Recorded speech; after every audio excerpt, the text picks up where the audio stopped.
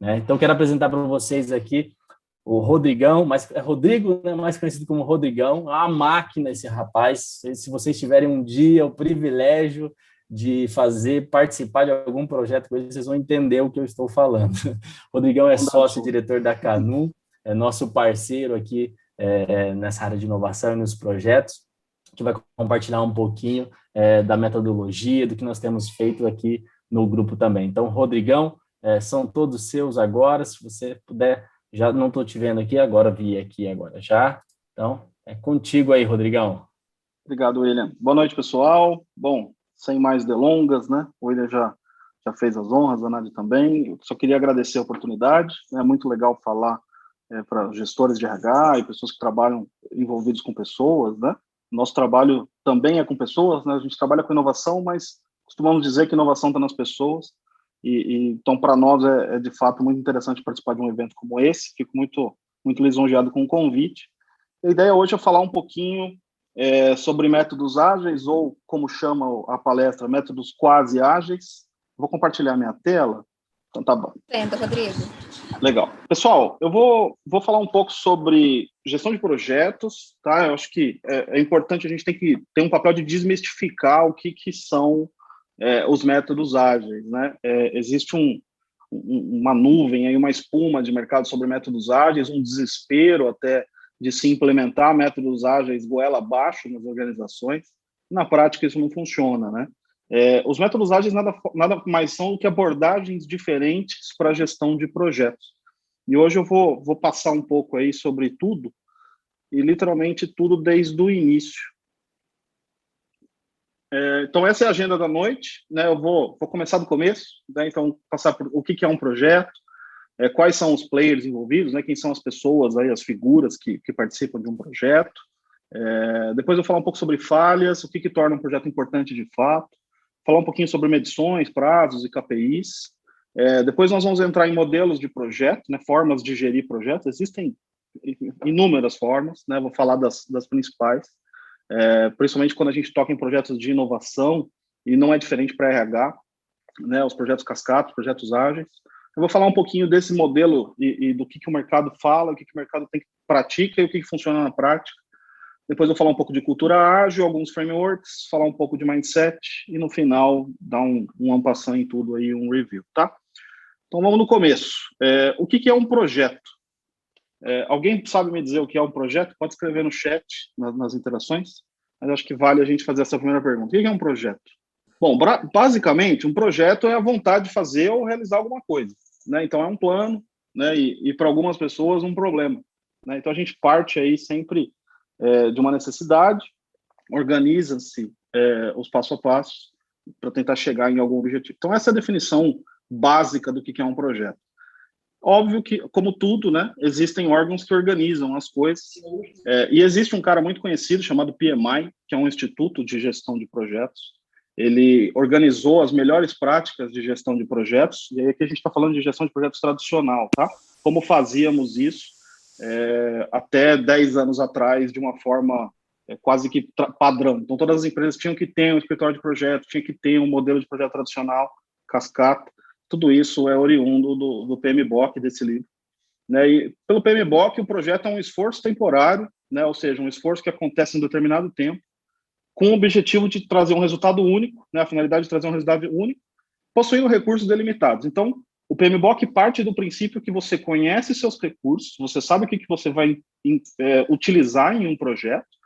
Ele parte do princípio que o resultado é único, né? Então, você tem que atingir um resultado determinado, e é um esforço temporário. Então, se a gente for seguir o by the book, né, o que é conhecido como as melhores práticas tradicionais de gestão de projetos, é isso aqui. Na prática, né, todo mundo que já está no mercado de trabalho há algum tempo sabe que não é bem assim, né? Quando a gente entra dentro de mergulha num projeto tradicional, demora 5 anos, quando chega no final ninguém sabe direito mais o que está acontecendo, e é por isso que começaram os questionamentos e a mudança de forma de se gerenciar um projeto, seja ele em qual área for.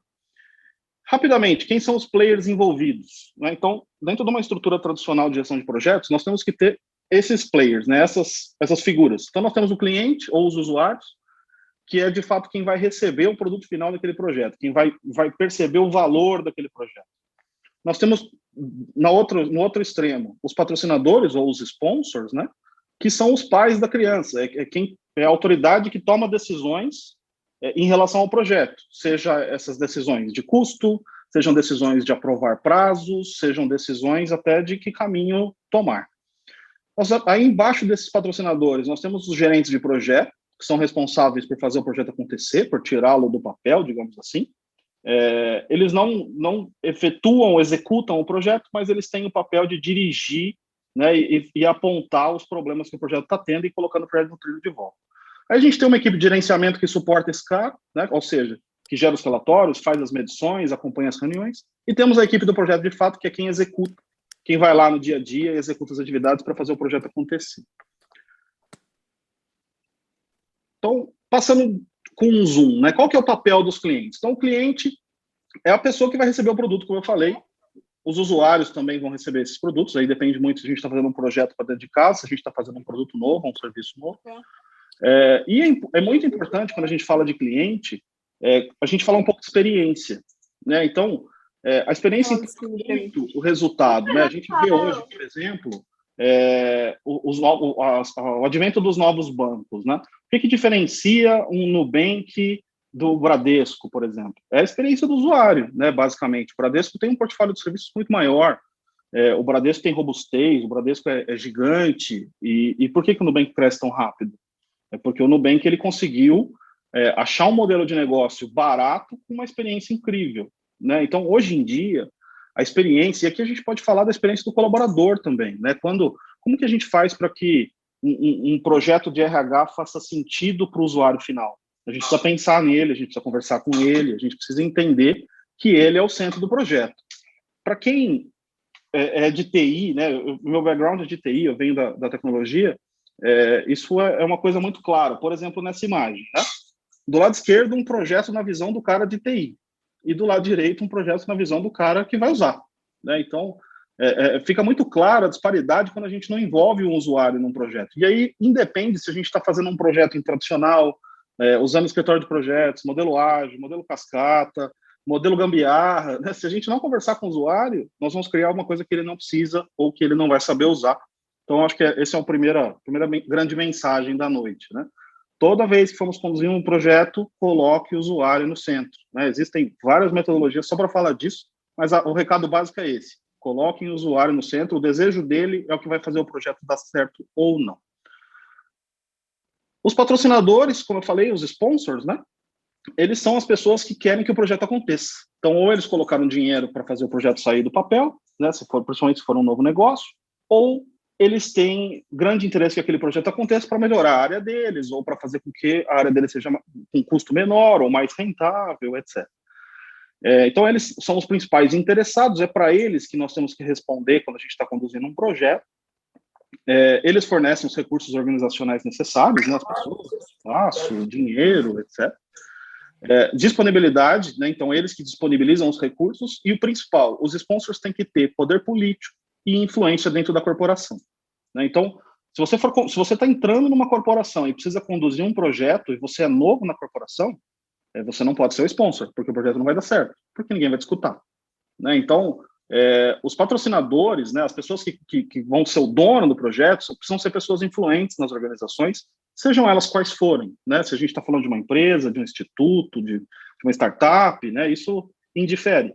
Essas pessoas elas têm que ter o poder de destravar as coisas, né? Esse é um dos grandes problemas dos projetos, eles vão enroscando ao longo do tempo. Nós vamos falar um pouco disso mais à frente. E esse é um dos caras que precisa ter caneta, né, poder para destravar os projetos. Aí nós temos o gerente de projetos, que basicamente é a peça mais estressada do organismo, né? Ele que precisa atender as expectativas do sponsor, né? Entregar as coisas no prazo e, ao mesmo tempo, entender as dores da equipe que está executando e criar uma forma de sair do outro lado, né? Nos métodos ágeis é uma outra figura que faz isso, mas nos modelos tradicionais é o famoso GP. Então, ele tem que organizar os processos, as ferramentas e as técnicas de como fazer. Ele é o cara que é o guardião do escopo, então ele direciona o projeto para voltar para o escopo. É comum um projeto sair do escopo ao longo do tempo, principalmente em projetos longos. Requisitos de projeto, ou seja, quais são as necessidades para um projeto acontecer, é ele que também tem que cuidar disso e garantir que esses requisitos estejam atendidos. Ele cuida dos cronogramas, planeja todos os recursos, direciona e orienta as pessoas, controla as ações dos indicadores e levanta as lições aprendidas. Ou seja, ele precisa ser um cara maduro, ele precisa ser um líder nato, ele precisa ser uma pessoa segura, né? E principalmente, ele precisa dar o exemplo, né? Quando a gente olha para um gerente de projetos, e você está do lado do time que executa ou do lado do sponsor, esse cara é o cara mais confiável. Se esse cara desviar, o projeto inteiro desvia, né? Então, a responsabilidade dele é muito grande e a escolha desse cara é fundamental. E depois a gente tem a equipe de gerenciamento, que é responsável por auxiliar o gerente de projetos. Usualmente, um gerente de projetos profissional, né, que o cargo dele é esse, ele toca um monte de projetos ao mesmo tempo. E aí ele tem embaixo dele algumas pessoas que o ajudam a gerenciar os indicadores, os relatórios, as métricas. Nós vamos passar por esses pontos de uma forma geral também. É importante que essas pessoas sejam autogerenciáveis, né, que elas entendam quais são os seus entregáveis e consigam conduzir seu trabalho sem um microgerenciamento. Eles precisam também ser analíticos, porque eles vão lidar basicamente com cronogramas e indicadores, justos e ágeis. Ágeis no sentido da palavra mesmo, não na metodologia. Precisam ser pessoas despachadas, né, como a gente diz aqui em São Paulo.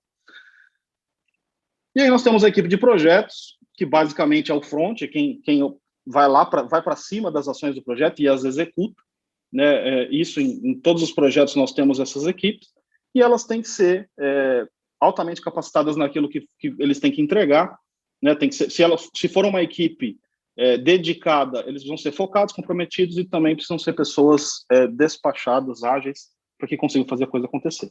Lembrando que aqui eu estou falando de projetos tradicionais, tá? Não estou falando ainda de métodos ágeis, mais à frente falarei. Vamos lá, William, passa a bola para você para o exercício, aí eu volto. Mas o exercício é bem bacana. Vamos imaginar agora, né, dentro da nossa empresa, que nós vamos precisar escolher o melhor perfil para cada stakeholder do projeto abaixo, desses 5 stakeholders que o Rodrigo acabou de comentar. Nós precisamos montar um time, né, com o melhor perfil de cada um. Então, nós estamos abrindo uma filial em Las Vegas e, por determinação da prefeitura, precisamos construir uma montanha-russa ao redor de um prédio.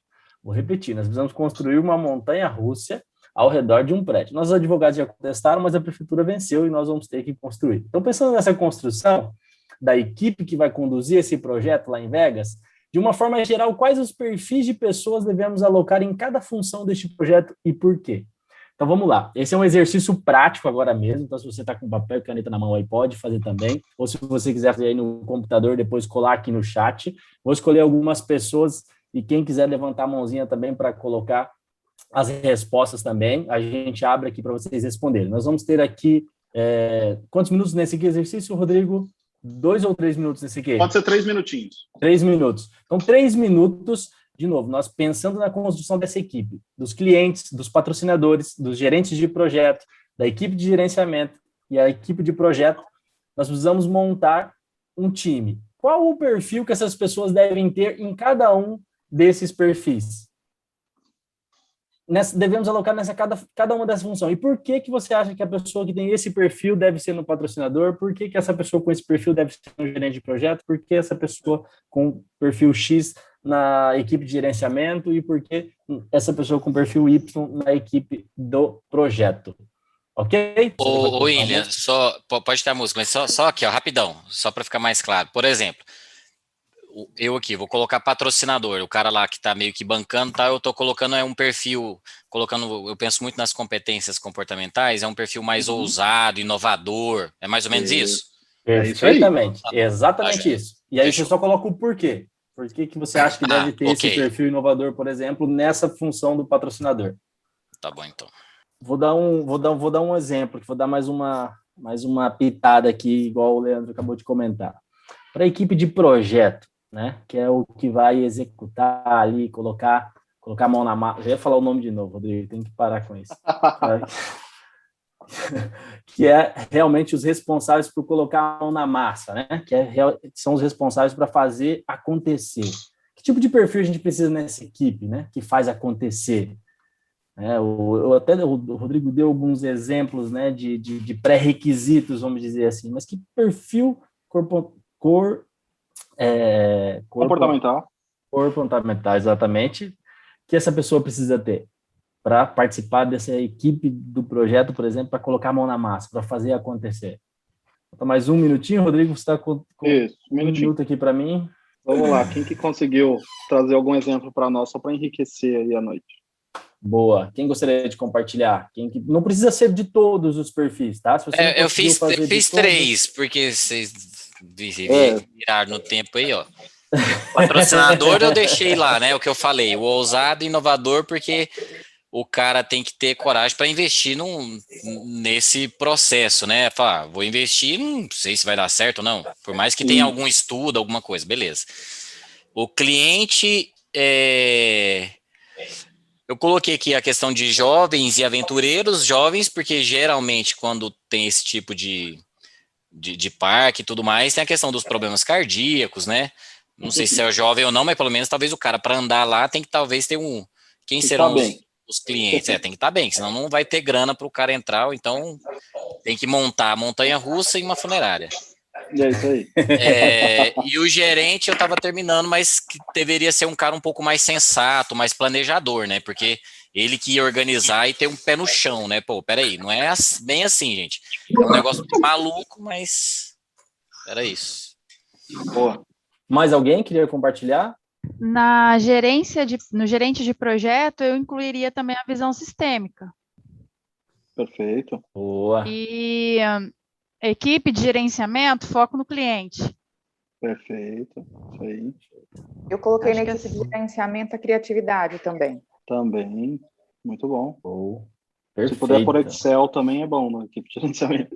É isso que eu ia falar, uma habilidadezinha em Excel, habilidadezinha importante. Excel avançado, né? Excel avançado vai bem aqui.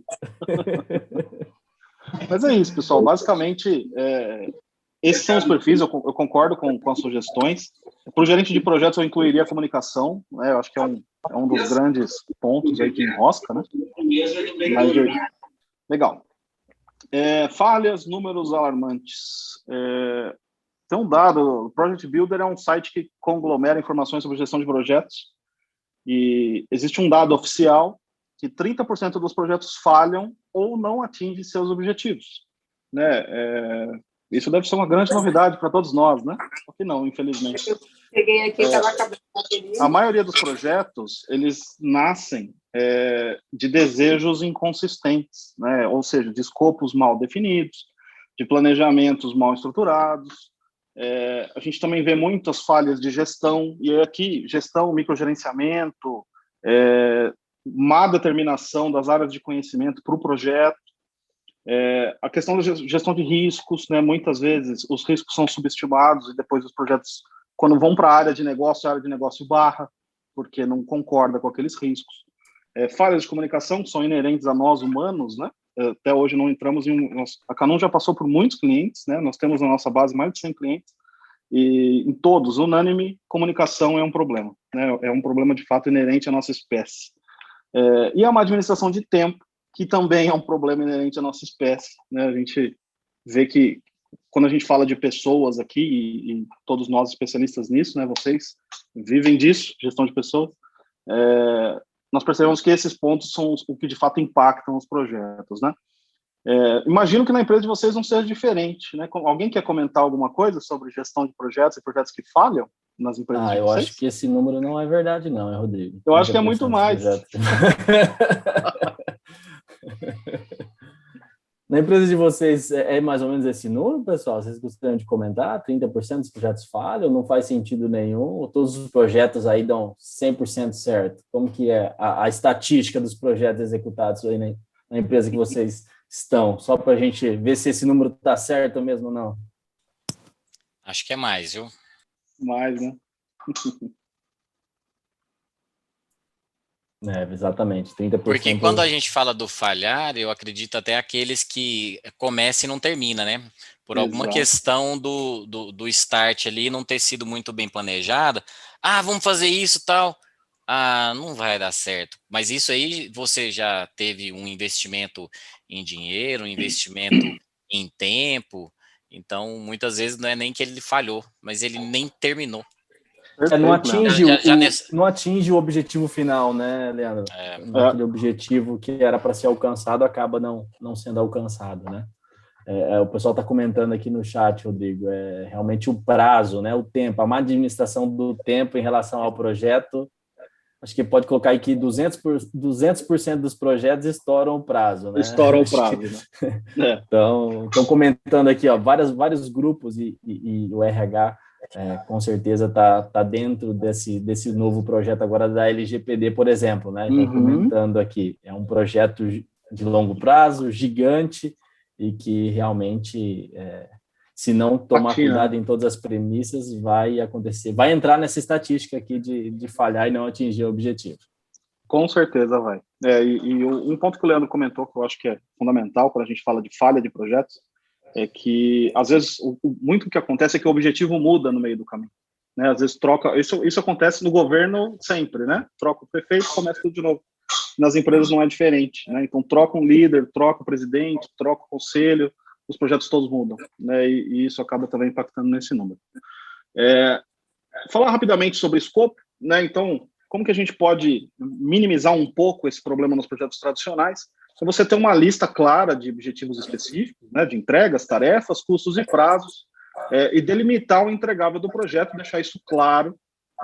O mercado, né? E a metodologia dentro do PMBOK, a gente usa a famosa TAP, né, o termo de abertura de projeto, um documento que conglomera todas essas informações de uma forma organizada, para que você tenha o mínimo ali para executar um projeto. É importante também, num projeto tradicional, que haja uma descrição detalhada dos requisitos e que haja também, mais do que tudo, uma avaliação cultural da organização em relação àquele projeto. Então, antes de tomar a decisão se um projeto passa ou não, será que nossa organização tem maturidade para absorver esse projeto? Será que esse projeto não vai ferir nenhuma norma, nenhuma política interna? Será que esse projeto ele não tá ligado ao core business no negócio, ou seja, ele não está ligado à forma com que a gente ganha dinheiro? Porque se ele tiver, provavelmente ele não vai passar. E aí é melhor nem começar, né? Eu vou falar um pouco disso também lá na frente, sobre quando usar cada tipo de metodologia e quando não usar nenhuma. O que torna um projeto importante, né? Quando a gente fala da execução de um projeto, o que é um projeto importante? Em inovação, nós usamos esses 3 pilares. Todos os projetos devem ser desejáveis, devem ser viáveis, tanto do ponto de vista técnico, como do ponto de vista financeiro, como do ponto de vista cultural, e eles devem ser escaláveis, ou seja, aqui a gente já começa a partir de um princípio de testar pequeno, né, de fazer pequenas POCs, pequenas provas de conceito, e depois alastrar esse projeto até o tamanho que ele tem que ser. Mas, acima de tudo isso, gente, o que é importante é o retorno financeiro. Né? Então, as organizações, elas existem para gerar capital. Isso é um fato. Então, por mais bonito que o projeto seja, por mais interessante que o projeto seja, por mais desejável, viável ou escalável, se ele não trouxer ROI, ou seja, se ele não gerar, de alguma forma, ou um aumento de receita, ou uma redução de custo, ou um aumento na percepção da marca, que vai fazer a gente vender mais, os projetos tendem a não ir para frente. E aí, quando a gente fala de ROI, a gente está falando de dinheiro, né? Então, basicamente, é a receita da dona de casa. Eu preciso gastar menos do que eu vou receber e eu vou ter uma curva, eu vou fazer um investimento, né? Vou colocar o dinheiro para executar um projeto. Aí, esse dinheiro normalmente tem 2 nomes, né? Ou ele chama CAPEX ou ele chama OPEX. Se ele for um dinheiro de investimento, que eu pego esse dinheiro e ponho no projeto, ele é um CAPEX, é um dinheiro que eu vou colocar lá e depois eu vou recuperar ele em algum momento, essa é a expectativa. E nós temos o OPEX, que é um dinheiro operacional, que é um dinheiro não para o setup, né, para a instalação do projeto, mas é um dinheiro que a gente vai usar para operar o projeto depois que ele está pronto, ou às vezes um pouco antes dele estar pronto. Usualmente, muito para projetos de inovação, essa é a curva padrão. Normalmente eu tenho essa barriguinha para baixo, né, eu tenho um custo, em algum momento eu vou ter um break-even, ou seja, eu vou pagar esse custo, vou devolver esse dinheiro para a empresa e vou começar a gerar lucro.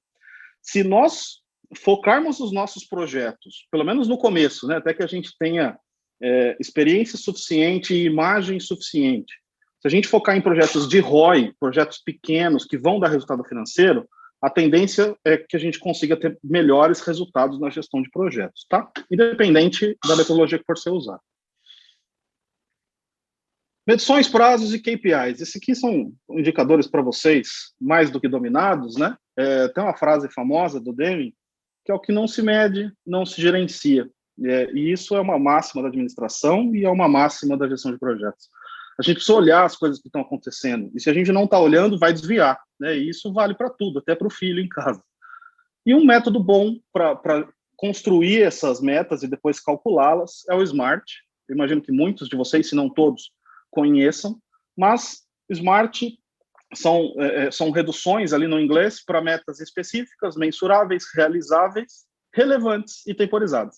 Então, quando nós vamos criar metas, e isso aqui vale para processo de OKR, vale para processo de criação de KPI, vale para processo de meta financeira dos funcionários, né? De uma forma geral, é um método muito interessante, validado, né?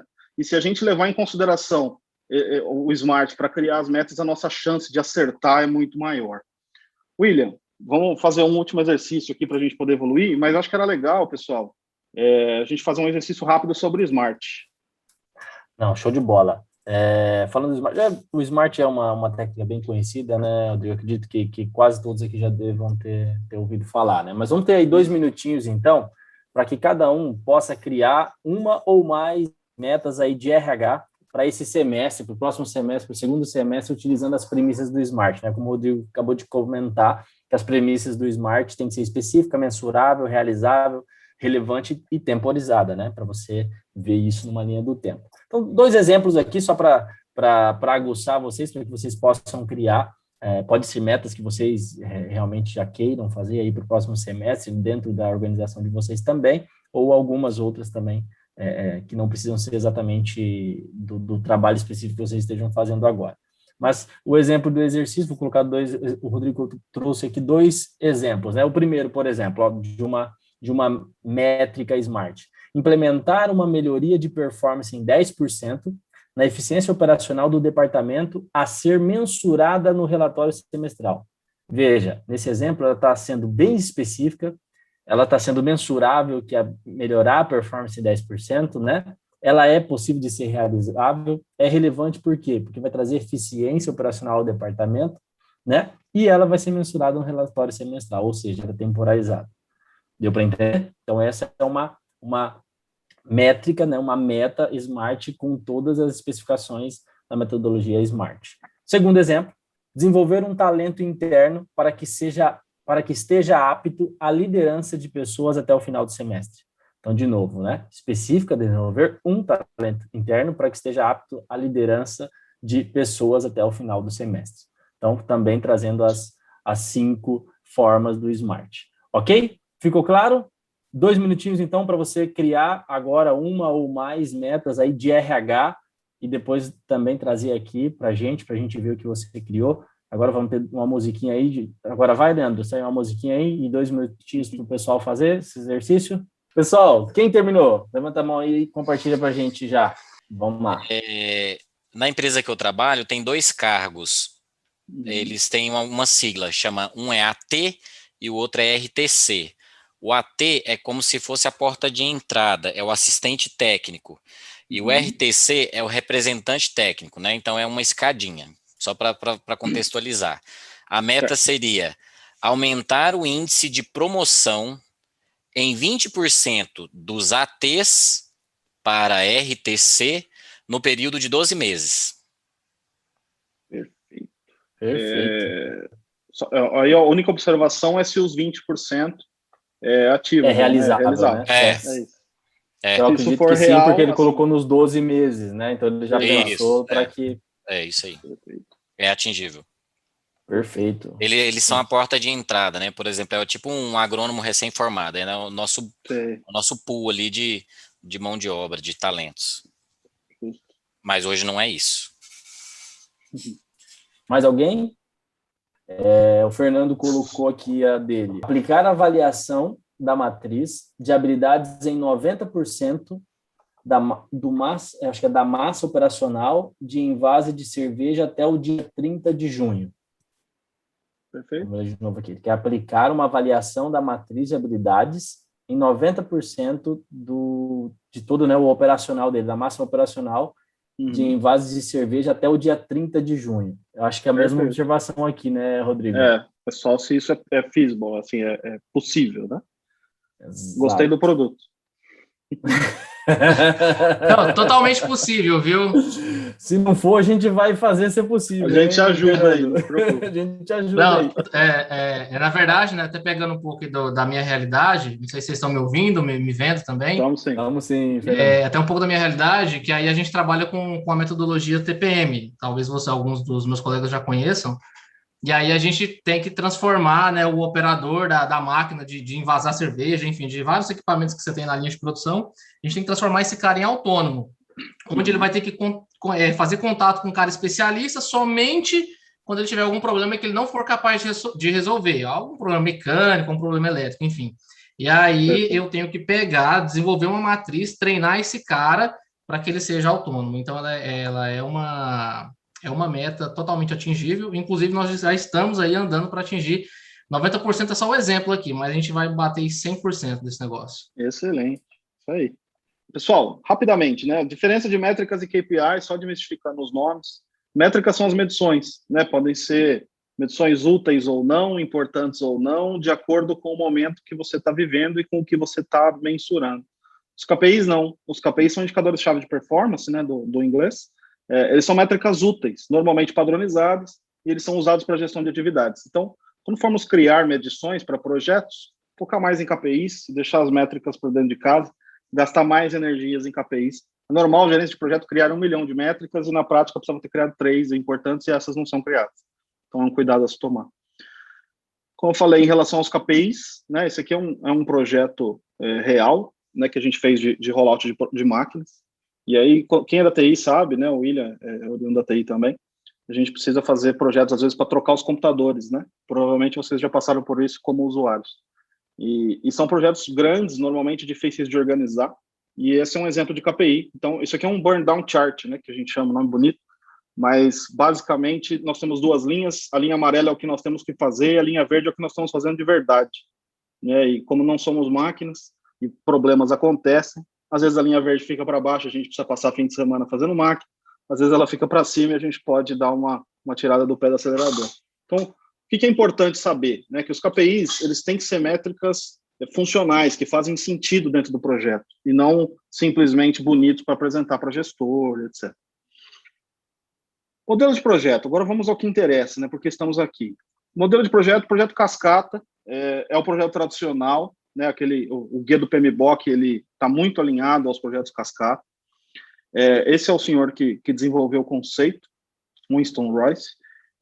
Ele surge da ideia de tentar organizar projetos, né? Então, nós tínhamos lá, principalmente nos anos 70, 80 e 90, muito desenvolvimento de metodologia, porque a gente estava no auge da industrialização, né? E tinha muitas coisas acontecendo. Então, os engenheiros começaram a tentar criar modelos de gestão de projetos operacionais, etc. E o modelo cascata, ele é um modelo sequencial, e as tarefas dependem sempre da anterior. Então, eu vou abrir uma loja, eu preciso primeiro destrancar o cadeado, abrir a porta, depois eu entro, acendo a luz. Ele é um projeto sequencial, as atividades dependem uma da outra. Ele priva pela documentação, então tudo tem que ser extremamente documentado e organizado, e tudo tem que ser muito seguro. Aqui a gente tem que trabalhar com um ambiente conhecido. Eles são projetos visuais e fáceis de entender. Né? Qualquer gestor que vê um gráfico de projeto cascata, fica muito claro o que o projeto vai acontecer. Não fica muito claro se vai dar certo, mas fica claro o que nós vamos tentar fazer. E o valor só é percebido lá no final. E esse é o grande problema do modelo cascata. Né? Vocês vão ver que no final eu coloco muito claro os 2 modelos fazem sentido. Eu vou dar um guia de como escolher cada um dos modelos, se ágil, se cascata. Mas o valor ser percebido no final é um problema do modelo, tá? Vocês já vão entender por quê. Como que funciona esse modelo? Então, eu tenho lá no início um requerimento, né, o que eu quero fazer, qual é o meu objetivo, e desse primeiro modelo sai um documento de requisitos. Depois, eu vou para a fase de design, de desenho do projeto. E a saída são esses documentos, normalmente. É um diagrama UML, né, que mostra como que o processo vai funcionar, o projeto, um uso de caso, um diagrama de classes, quais são as entidades que eu vou ter dentro daquele projeto. Então, do design saem esses 4 documentos.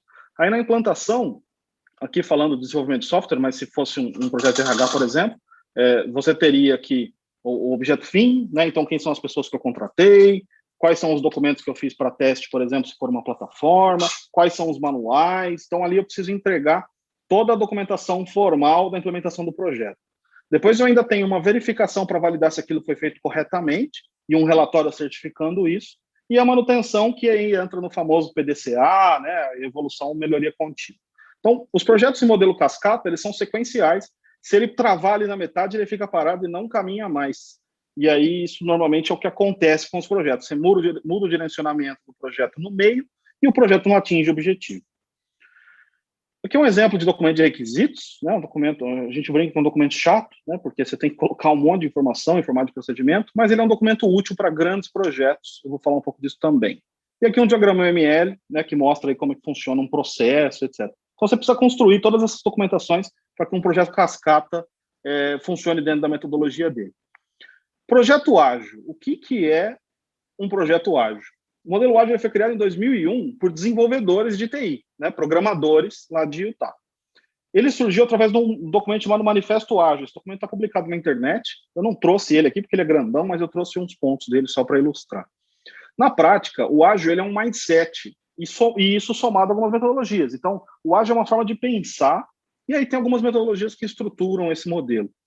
Diferente do modelo cascata, os projetos ágeis eles são incrementais, e eles geram pequenos valores. Então, ao invés de você não apresentar nada e 2 anos depois você chegar com uma coisa pronta, o ágil, a pessoa vai vendo a coisa construindo e vai participando da construção, né? Os usuários, o sponsor, os clientes, eles vão participando da construção das coisas.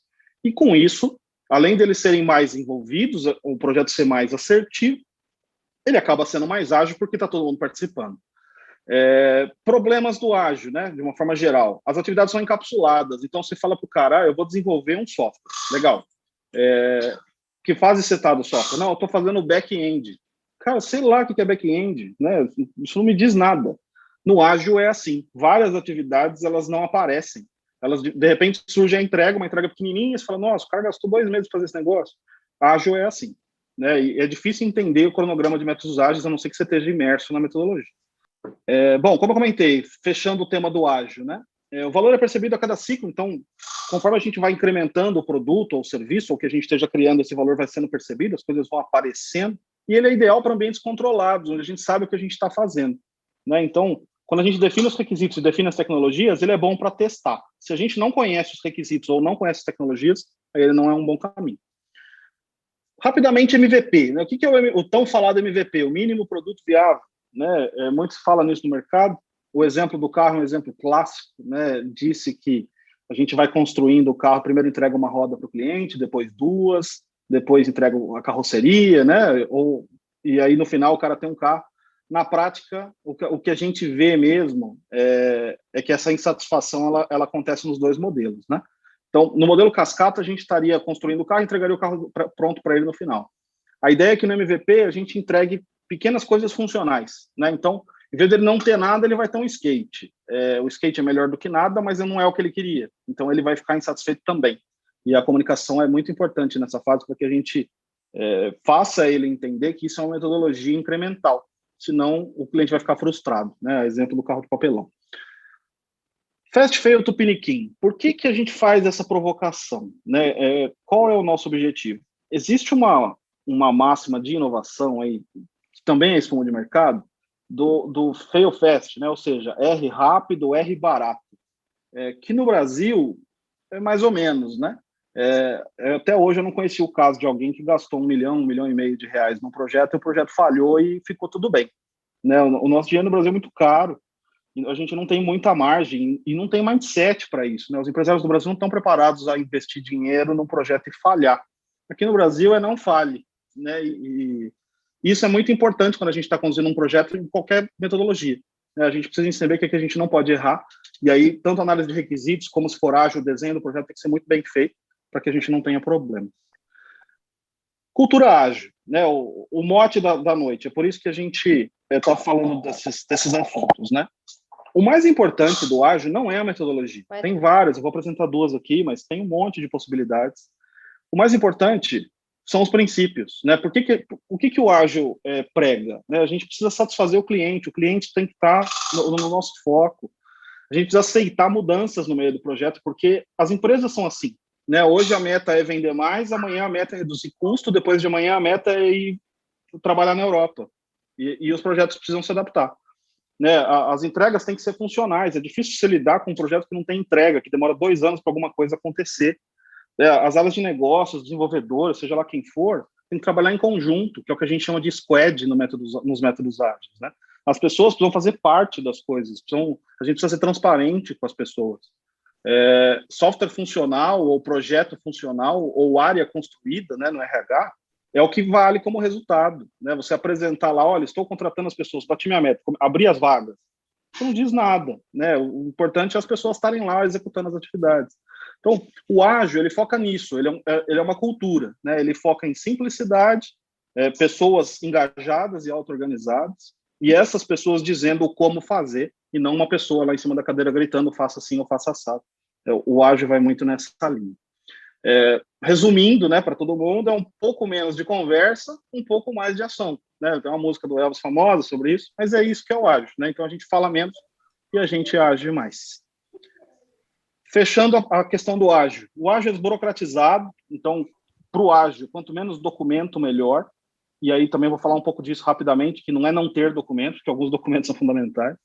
A gente precisa assumir pequenos riscos, a gente tem que ser corajoso, né? Uma coisa que a gente vê muito no mercado é empresas contratando empresas para pôr a culpa, né? Então, o cara, em vez dele assumir o risco pequeno e contratar alguma coisa que ele gosta, ele vai lá e pega uma IBM da vida e põe a culpa na IBM. Né? Então, ágil não é isso. O ágil é assumir os pequenos riscos e entender o valor das entregas. Né? Então, o cara botou um botão a mais no software, o cara colocou, né, um detalhe a mais ali num projeto, isso é interessante, a gente precisa ver o valor dessas coisas. Os principais frameworks ágeis, já indo para o fechamento, o Scrum é o mais famoso, né, o famosinho da vez.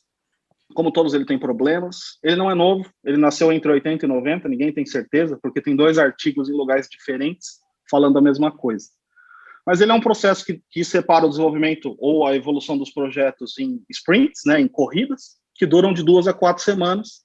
As equipes são autogerenciadas, só tem um cara gerenciando o que vai ser feito e um cara gerenciando se está sendo feito. E ele é muito importante para ser executado em ambientes caóticos, que a gente não conhece ou os requisitos ou as tecnologias. Então, para esse modelo funciona. Se você não conhece os requisitos e as tecnologias, você não sabe nada, não faz o projeto, né? Não usa metodologia nenhuma, estuda melhor, depois engata o projeto. O Scrum tem 3 pilares fundamentais. Para usar Scrum, a equipe tem que ser transparente, a gente não pode mentir em relatório, mentir em informação, a transparência é um dos princípios. A inspeção, ou seja, todo mundo pode futucar o trabalho do outro, né? Faz parte do processo. E a adaptação. Então, aqui, pessoas engessadas não trabalham bem. Se você tem dificuldade com mudança de paradigma, com mudança de direção, Scrum não é para você, porque aqui a mudança de direção é uma coisa do dia a dia. E ele tem 3 práticas fundamentais. Então, o Scrum tem 3 papéis, é o Scrum Master, o Product Owner e o Dev Team, né, que é o time que vai tocar o projeto.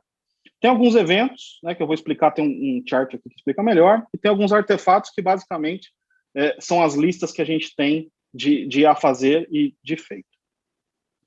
Esses são os 3 papéis. Então, a gente tem o Squad, que é o time que toca o projeto, que é o time que está lá no dia a dia, né, a equipe de projeto, como a gente disse lá no começo. A gente tem o famoso PO, ou Product Owner, que é o cara responsável pelo produto, é o cara que tem que entregar o produto e é ele que manda para onde a gente vai. E tem o Scrum Master, que aqui é o MacGyver, mas ele carrega o piano, né? Ele que tem que fazer o projeto acontecer, ele que tem que fazer reunião todo dia com o Squad, garantir que as coisas estão acontecendo. Ele não pode fazer gambiarra não, né, Rodrigo? Não pode fazer gambiarra, precisa acompanhar os projetos de perto e estar no dia a dia com as equipes. Esse é o framework da criança, né? Assim que o Scrum funciona. De uma forma geral, nós temos o PO cuidando do Product Backlog, ou seja, ele determinando o que nós vamos fazer em seguida, né? Então, eu vou construir uma equipe de atendimento usando o Scrum. Legal. Você vai ter uma pessoa chamada PO, Product Backlog, que vai definir como que nós vamos construir essa equipe. Depois, você vai precisar criar uma reunião para definir como que nós vamos fazer isso. Então, primeiro eu defino o que eu vou fazer, depois eu defino como. Legal, planejamos como nós vamos fazer, o que nós vamos fazer, tá claro para o time inteiro? Tá, legal. Põe essa lista na famosa Sprint Backlog, né, que de fato é o que a gente vai empurrar, e deixa o time trabalhar. O time trabalha de 2 a 4 semanas, e a única pessoa que põe a mão nesse time é o MacGyver, ou seja, o Scrum Master. Ele faz reuniões com esse time todo dia, para ver se as coisas estão acontecendo dentro do prazo, e ele não para, não escala e não reclama, ele deixa rolar. A hora que acaba a sprint, ela vai ter um prazo determinado, né? Então, nós vamos fazer uma sprint de 2 semanas para abrir as vagas e achar os caras que nós vamos contratar. Legal. O squad vai lá, vai abrir as vagas, etc. E o Scrum só vai ficar pentelhando eles e destravando problemas. Não abri a vaga porque meu usuário está bloqueado. O Scrum vai lá e desbloqueia o usuário do cara. Eu não abri a vaga porque eu não tenho acesso ao sistema. O Scrum vai lá na TI e pede para criar a conta. Então, esse é o trabalho do Scrum Master. Uma vez finalizada a sprint, tem 2 reuniões importantes. A sprint review, que é, de fato, a entrega do resultado. Então, nessa sprint, ele vai falar, olha, criamos as vagas e contratamos as pessoas, que era o primeiro passo. Depois vão ter que treinar, etc. Legal. Então, ele faz a review, vê o resultado, se foi bom, se foi ruim, faz uma sprint retrospective, ou seja, uma reunião para a gente ver se a gente se teve algum problema, né? Se a gente cometeu algum erro na sprint ou se foi tudo bem. Se cometeu um erro, a equipe toma uma ralada e aprende com isso. Se não cometeu um erro, segue o jogo e o ciclo recomeça. Então, o Scrum, ele parte de uma gestão pontual, antes e depois, de uma pessoa que destrava os conflitos e uma equipe que trabalha. Basicamente isso. Nós, na Canum, hoje, estamos tocando 200 projetos dos nossos diferentes clientes ao mesmo tempo. E a metodologia funciona. Na rota, a gente está tocando, acho que uns 40. Então, assim, essa metodologia é muito testada, ela funciona na prática. O importante é só observar essas figuras e garantir que os squads, né, esses times, sejam bem construídos. Do outro lado dessa metodologia, nós temos o Kanban. Eu trouxe esses dois, que são os 2 extremos. Então, nós temos o Scrum, cheio de peculiaridades, artefatos, listas e afins. E do outro lado, nós temos o Kanban, simples e fácil, né? Uma lista de coisas para fazer, uma lista de coisas que estamos fazendo e uma lista de coisas que fizemos. Foi criado na Toyota em 1950, as montadoras usam Kanban até hoje. Nós tivemos na Renault, deve ter 1 ano e meio, e tinha um Kanbanzão na parede, lá no meio da linha de produção. Então, isso aqui funciona, né? Na prática, a gente vê que funciona, só que ele é simples, você não tem muito controle do que está acontecendo. Se o cara mover um post-it na parede lá, você não vai conseguir saber se ele fez isso ou não. Então, para projetos muito complexos, não é recomendável. Então, é só Scrum Kanban, como eu comentei, não é. O importante é o mindset. Então, se a gente vai usar Scrum, se vai usar Kanban, se vai usar Burn Down Chart, que é aquele do KPI que eu mostrei, se vai misturar os dois, não é isso que é importante. O importante é ter o mindset lá da música do Elvis, de descomplicar as coisas e fazer os projetos acontecerem. O que funciona na prática, né? Um mini guia rápido aí para a gente finalizar. O Cascata, como eu falei, ele tem projetos, as etapas são muito definidas, ele é simples, né? Os fluxos de atividades são organizados, qualquer gestor que vê vai entender. O tempo e os custos, em teoria, são assertivos, né? Desde que eles tenham sido bem previstos.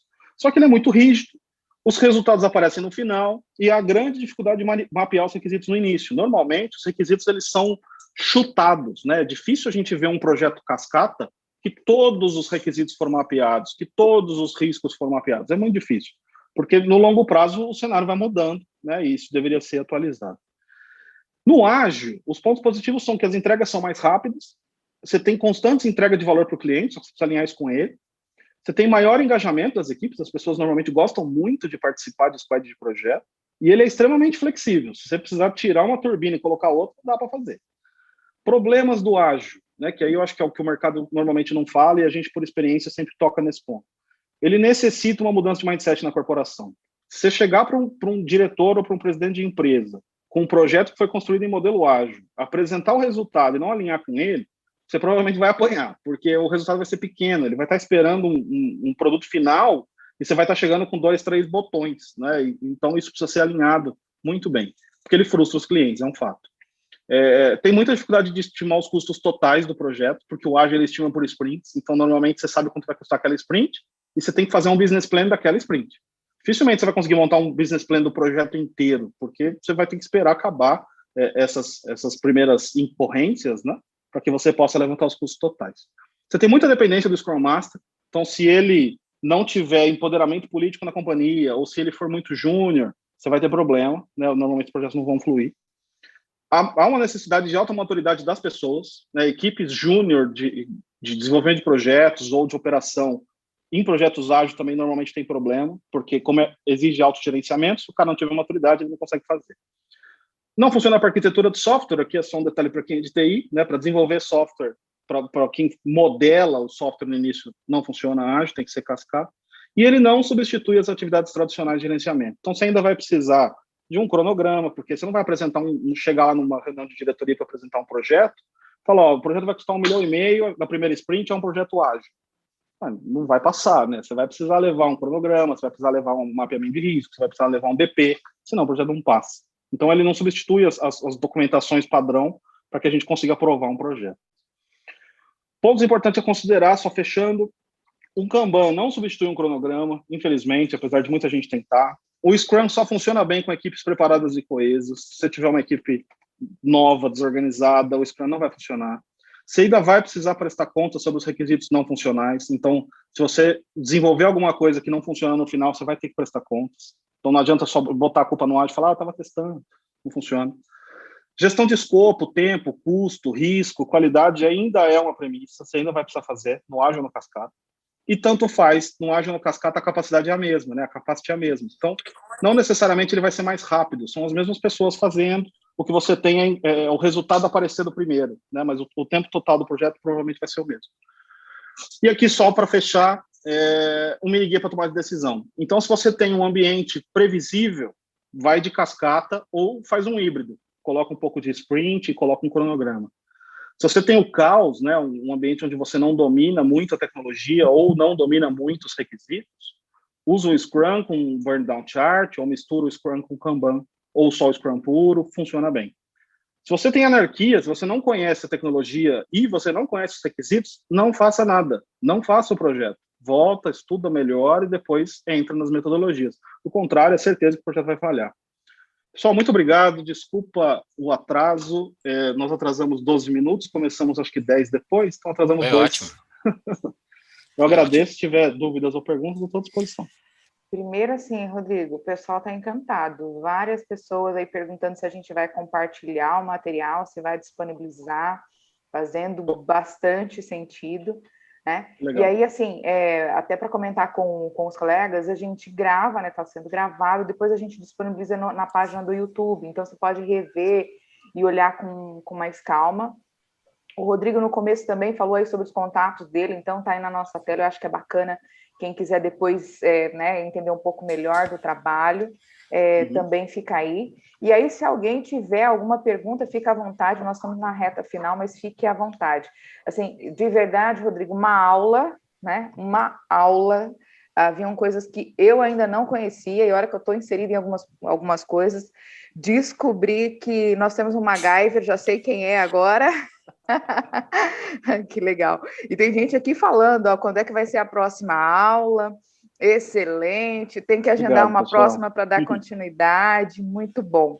Então, assim, se não temos nenhuma outra pergunta aí no chat, gente, queria agradecer imensamente aí, mais uma vez, a disponibilização do William em poder participar, né, em poder contribuir, o tour que vocês fizeram, porque eu acho que é super importante fazer esse depara, né, falar um pouco do que a gente tem, do que a gente conhece, e a diferença, com certeza, está principalmente nessa questão da mentalidade, na questão do mindset, né, de olhar as metodologias, porque elas estão à disposição e tem vários recursos, mas principalmente para quem trabalha com gestão de pessoas, que é a nossa atividade, a gente tem que ter muito claro que a gente tem que construir essa ambiência para poder utilizar alguns recursos, senão algumas iniciativas vão ficar no processo, pelo caminho feito, a gente viu aí de algumas outras formas.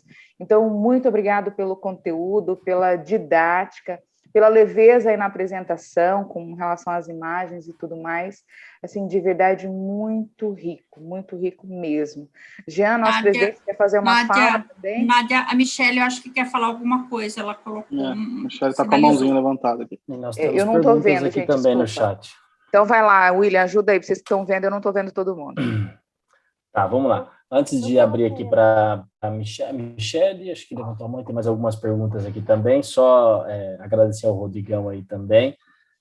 Realmente, acho que deu para ter uma visão clara que não existe metodologia, né, perfeita, e sim a mudança em si de mindset, de realmente você querer fazer acontecer, e em cada situação você vai poder utilizar um pouco de cada metodologia. A gente fala, né? A gente tem mais de 17 metodologias utilizando lá hoje, né, Rodrigo? Então, assim, para cada projeto você encaixa uma coisa. Exatamente, é bem dinâmico mesmo, né? Então, a grande diferença realmente é a mudança de mindset, a mudança de cultura da organização. Mas vamos abrir então agora para perguntas. Michele levantou a mão, pode fazer a sua pergunta, Michele. Eu coloquei ali no chat. Ela falou. Se é possível colocar o DevOps e o Scrum para trabalhar juntos, na sua opinião? Sim, assim. Possível? sim. Inclusive, deveria acontecer assim. Entendo. Em regime de esteira, certo, né?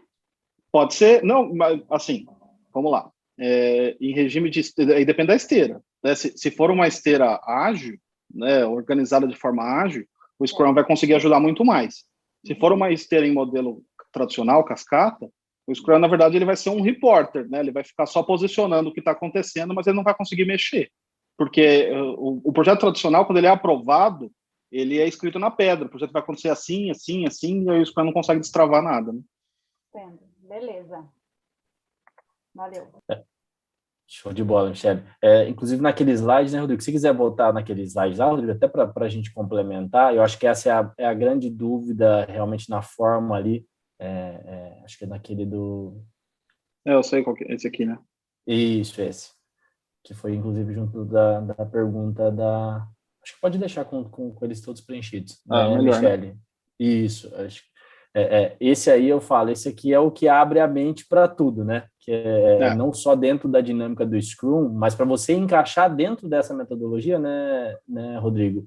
Outras, né? Dentro dessa metodologia, em cada fase, vamos dizer assim, aí por isso que é até importante essa definição da esteira, né, Rodrigo? Que você comentou aí com a Michele, para que cada metodologia seja encaixada e as pessoas também juntas dentro de cada etapa, Michele. Assim, o que eu vejo de grande diferencial é justamente isso, é todo mundo trabalhar junto, né? É o que o Rodrigo colocou ali, é um dar pitaco do outro mesmo, né? Então, assim, não só o DevOps com trabalhar junto, mas como toda a equipe em si do projeto trabalhar junto, né, Rodrigo? Exato. Assim, essa metodologia ela foi desenvolvida, foi criada, né, e concebida muito hoje. Ela está sendo aplicada para desenvolvimento de software, né? Quando a gente traz isso para o mundo corporativo, nós chamamos o Scrum Master de Scrum Business. Por quê? Porque essa equipe ela é um pouco desmontada, né? Então, quando a gente monta ali um Scrum Team, que a gente chama de Squad na operação, na verdade, você vai estar pegando pessoas das áreas, né? Então, você vai trazer por exemplo, nós estamos fazendo um projeto para otimizar a coleta de lixo numa empresa. Quem que vai ajudar a gente a desenhar esse projeto? As pessoas que fazem isso na empresa. Né? Não adianta eu trazer um diretor para fazer isso, eu posso até colocar um diretor no squad, mas ele não sabe fazer. Né? Então, nós vamos trazer as pessoas que cuidam de coleta, vamos trazer alguém do marketing para ajudar a embalar, vamos trazer alguém do comercial para ajudar a transformar isso em dinheiro. Né? Então, nós vamos criar um squad multidisciplinar e vamos encaixar nessa metodologia. A daily não funciona daily para negócio, então a gente joga 15 dias, a gente faz ela quinzenal ou semanal. Você não consegue incomodar uma área de negócio diariamente. Né? Uma coisa é você ter uma equipe focada no projeto. Outra coisa é ter uma área de negócio que tem que entregar as coisas deles lá e começar a atender reunião diária de projeto. Você só vai incomodar os caras e não vai conseguir fazer o negócio acontecer. Então, a gente transforma essas daily meetings do Scrum em quinzenais, a gente transforma o Scrum Master em Scrum Business e o Squad, em vez de um monte de desenvolvedor, a gente coloca pessoas das áreas de negócio, que é o que o William falou. E aí nós vamos adicionando ou tirando componentes de acordo com os aspectos do projeto. Né? Então, se é um projeto mais complexo, a gente faz mais documentação, se é um projeto mais simples, a gente faz menos. Cria-se uma esteira de projeto padrão, né? Entrada, processamento, desenho, né? Saída, e coloca essa metodologia para rodar em cima. Sensacional, Rodrigão. Muito Só acho bom. que não temos mais perguntas, Nádia, então acho que encerramos por aqui. O material vai ser disponibilizado no YouTube depois, né, Nádia? Acho que aí pode passar mais informações. Pessoal, obrigado. Só a fotinha, Nádia, por favor. Vamos fazer a fotinha. Enquanto isso, já deixa eu voltar aqui, então. Os agradecimentos finais. Eu queria só agradecer primeiramente a Nádia, porque ela trouxe um mega evento para nós. Nas palavras do Leandro, Rodrigo, você trouxe uma aula de um grande MBA para nós, um conteúdo profundo. A assessoria do William foi fantástico, vocês dois arrasaram. Então, assim, eu estou surpreso, encantado, maravilhado com tudo que eu vi aqui. Gratidão, Nádia, gratidão, Rodrigo, gratidão, William. Nós tivemos aqui um pico de 50 pessoas assistindo o nosso evento hoje, que para nós é um público muito alto. Então, a gente tem acertado, sim, no nível dos facilitadores, na qualidade do conteúdo e tudo mais. Então, gratidão a todos que aí estavam. Por gentileza, abram a câmera de vocês para poder saírem na foto. Eu quero até fazer um registro aqui. Tem uma pessoa que há muito tempo eu mando convite para ela e nunca vinha, e hoje ela está aqui, que é a Iraide. Nós fizemos psicodrama junto, uma psicodramatista, consultora, e aqui neste evento conosco. Seja bem-vindo, Iraide. Então vamos lá para nossa foto. Todo mundo. Faz aí, Jean, enquanto eu coloco a música. Vai lá. Espera aí. Acho que vai dar certo aqui. Obrigada, Jean. Um abração, querido. Saudade de você, minha amiga. Também. Pode ir. Acho que serão 2, né? 2 fotos, porque assim na primeira todo mundo pisca e tudo mais, a segunda é para retocar. Então vai. Hélio, calma aí, olha quem está aqui. Hélio Tito, que alegria te ver aí, meu amigo. Salve, meu amigo. Parabéns a todos vocês. Excelente aula. Temos que agradecer muito. Parabéns toda essa turma que faz acontecer. Um abraço, muito obrigado. Obrigado. Para quem não conhece o Hélio Tito, ele é presidente do Conselho Regional de Administração do Mato Grosso. Uma honra tê-lo aqui, meu amigo. Uma honra mesmo. A honra é minha. Agora Pessoal, vamos todos... quem puder abrir a câmera, né, Jean? Tem algumas pessoas que ainda não abriram para registrar o momento. É só os tímidos. Olha o Vando ali. Vando só... Aí, agora sim. O Vando tava mostrando só a janela. Muito Bora. bem, primeira foto. 1, 2, 3 e...